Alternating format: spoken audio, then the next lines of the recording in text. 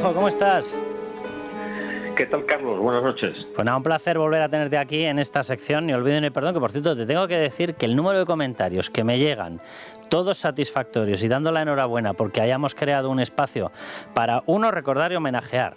Dos, no recordar, sino remarcar que esta gente sigue operativa. De hecho, hoy vamos a hablar de David Pla, que resulta que es el último jefe de ETA, uno de los últimos jefes de ETA, y resulta que está en una especie de cúpula asesora organizativa de todo lo que hace un tal Arnaldo Otegi. Y repito, es que creo recordar, corrígeme tú, Carlos, si no es así, que fue el último jefe de ETA. Pues no te haces ni idea de la cantidad de comentarios positivos, así que vamos a seguir, si te parece, porque tenemos también progresiones de grado con respecto al régimen penitenciario fraudulentas, vamos, que los están sacando por la puerta de atrás. Carlos, adelante. Bueno, pues mira, empezamos por una progresión de grado especialmente sangrante, bueno, aunque en el caso de ETA todo es sangrante, ¿no? Pero que es un poco el reflejo del modo en que Sánchez y el PNV están favoreciendo al colectivo de presos de ETA, ¿no?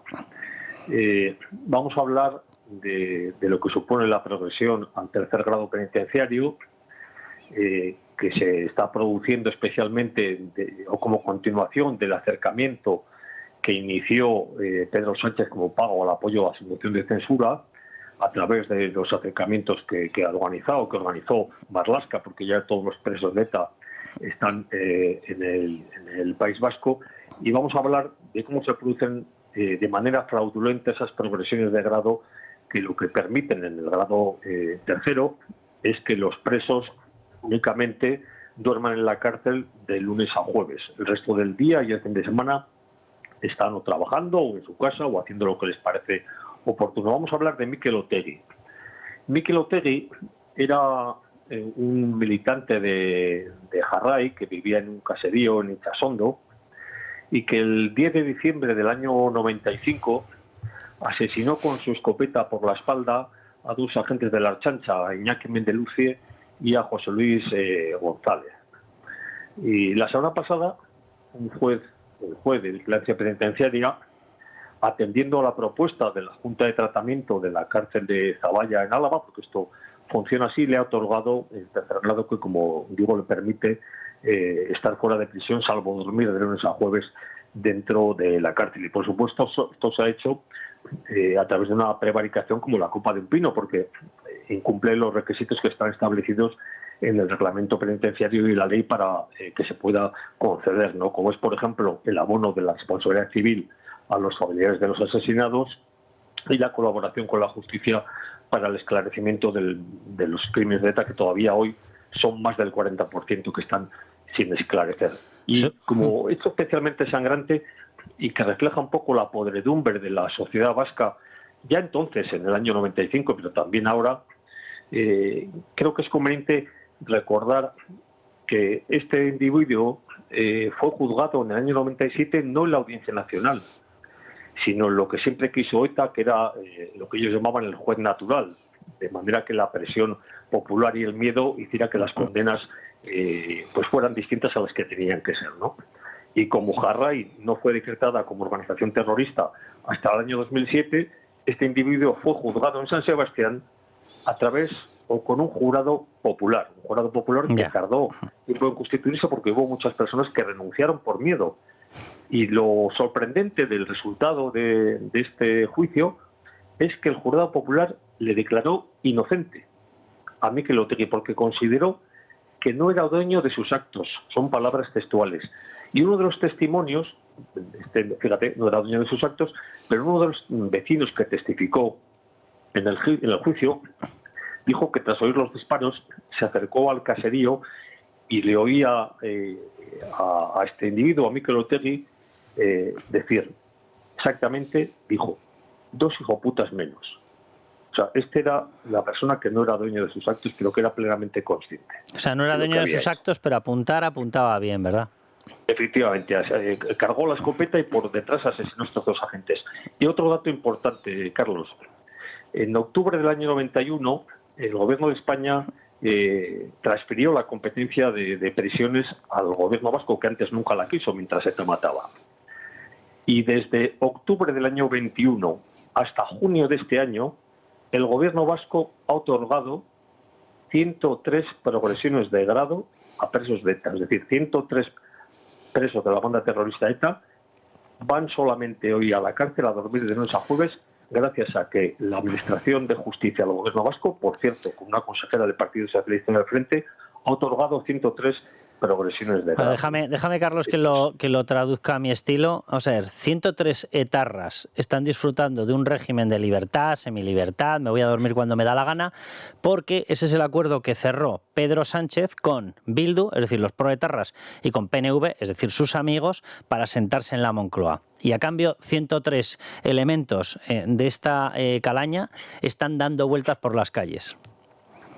Y, por supuesto, antes que las progresiones de grado, como decía antes, desde julio de 2018, de manera paulatina, creo que duró 2 años el proceso, fue el acercamiento de todos los presos que estaban dispersos por distintas prisiones del conjunto de España, fueron todos trasladados a las cárceles de Basauri, lo digo, Carlos, para que quede claro cuando la gente dice, hombre, pasad página, ¿para que pasemos página de qué? ¿De un libro al que le quedan 565 páginas? ¿De ese tenemos que pasar página? Si cada día se encarga el Partido Socialista de echar una página hacia atrás.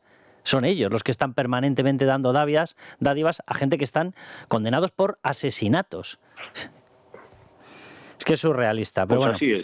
Carlos, vamos si te parece con David Pla, otro que jefe de ETA, y resulta que se cuela... Vamos a recordar quién es David Pla Martín.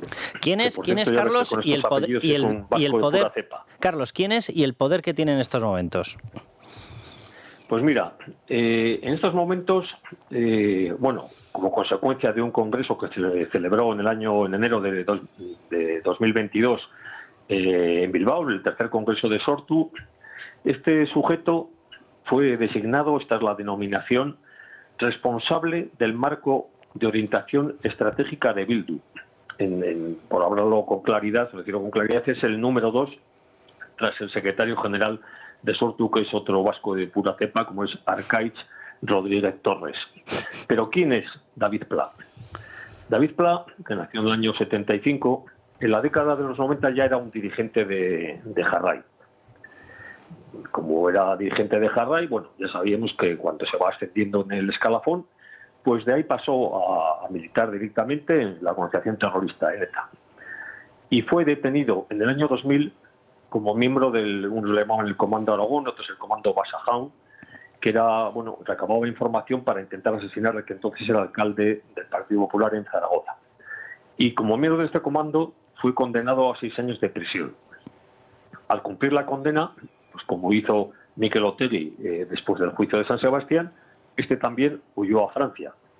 Y allí le detuvieron en el año 2010 porque estaba integrado en el colectivo de apoyo a presos de ETA, aunque le detuvieron, pero fue puesto en libertad.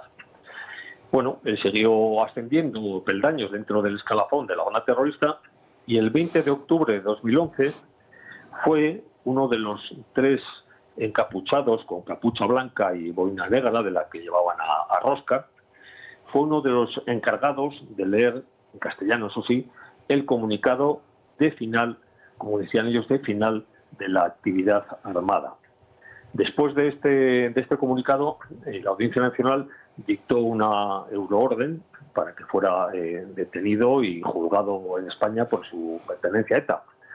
Pero Francia hizo caso omiso hasta el año 2015, que lo detuvo de nuevo y esta vez sí le juzgó y le condenó a 5 años de prisión por asociación de malhechores. Una vez cumplida la condena, en febrero de 2020 lo dejaron en Hendaya y lo entregaron a la policía española, pero claro, ya aquí ya no tenía causas pendientes, que sí las tenía cuando se dictó la euroorden en 2011, pero Francia, tan colaboradora, no lo quiso entregar entonces, pero al menos cumplió una pena allí de 5 años de prisión, ¿no? Y hoy es, pues como digo, es una de las manos que mete la cuna de Sortu, que Sortu es el elemento principal, porque los otros son accesorios de Euskal Herria Bildu. Con lo cual, el jefe de ETA ha pasado a ser, o no ha tenido que hacer nada para pasar a ser el jefe de la estrategia de Bildu. Siempre fueron vasos comunicantes, ¿no? Unas veces la vanguardia, otras en la retaguardia, pero siempre fue lo mismo, ¿no? Me da igual que rebatas una escala de guitarro, cualquiera de los nombres, Dora, y decir, ETA siempre tuvo un brazo político. Bueno, pues, y en cada momento pues tenía un nombre. A medida que se iba ilegalizando, pues iba cambiando de nombre, ¿no? Y hoy se llama pues como se llama.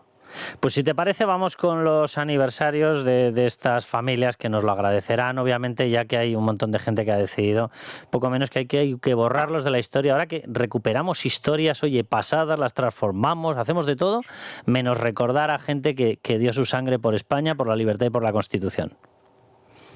Sí, mira, Carlos, hoy hay muchos, hoy conmemoramos o recordamos a muchas víctimas de ETA. En esta semana, desde el 10 de septiembre hasta el día de hoy, a lo largo de la historia criminal de ETA, se produjeron 28 asesinatos. Son muchos y no voy a poder leerlos todos porque no tenemos tiempo, pero sí quería señalar algunos especialmente significativos y otros que, digamos, me afectaron personalmente porque, bueno, pues tengo relación de amistad con alguno de los hijos de los asesinados. Por empezar con uno que se produjo el 10 de septiembre del 86. Fue el asesinato en Ordicia de María Dolores González Catrain, más conocida como Yoyes, asesinada por Cubati. Sí. No fue la primera ejecución, entre comillas, de ETA de uno de sus militantes, porque ya Pertur, años antes, también fue asesinado, ¿no? Pero fue, digamos, un punto de inflexión dentro de la banda terrorista. El 12 de septiembre del año 89 también fue muy sonado el asesinato de Carmen Tagle. Era fiscal de la Audiencia Nacional, que fue asesinada a tiros cuando entraba con su coche en el garaje. El 13 de septiembre del año 74, ETA asesinó a 13 personas en Madrid. A veces nos olvidamos de este atentado porque fue antes de la muerte de Franco. Fue como consecuencia de una bomba que se colocó, quizás lo recuerdas, en la cafetería Rolando. Estaba justo detrás de la Dirección General de Seguridad, lo que hoy es la presidencia de la Comunidad de Madrid, y allí fallecieron 13 personas. La mayoría no eran policías, decían que se puso ahí la bomba porque era frecuentado por los miembros de la policía, pero la mayoría no eran policías. Y luego quería citar dos aniversarios especialmente significativos para mí. Uno es el 13 de septiembre del año 79 en Baracaldo. ETA asesina a un empleado de banca que había tenido la gallardía de presentarse como candidato por Unión Foral Vasca, que era un partido de centro-derecha muy pequeñito que había entonces en el País Vasco. No fue asesinado a tiros y yo, desde luego, me honro con la amistad de su hijo Rafa Carreras, que en su momento también fue diputado del Partido Popular. Y también hay un asesinato que es especialmente vergonzoso. Se produjo el 13 de septiembre del 80 en Durango, y ETA asesinó al teniente coronel de farmacia José María Urquizu. Y digo que es especialmente sangrante por la forma en que lo hizo. Entró una pareja a la farmacia que tenía José María Urquizu en Durango, y la mujer de esa pareja le dijo al farmacéutico que creía estar embarazada y que hiciera por favor un análisis de sangre. Y cuando estaba el teniente coronel Urquizu realizando en el microscopio el análisis de sangre, le descerrajaron un tiro en la cabeza.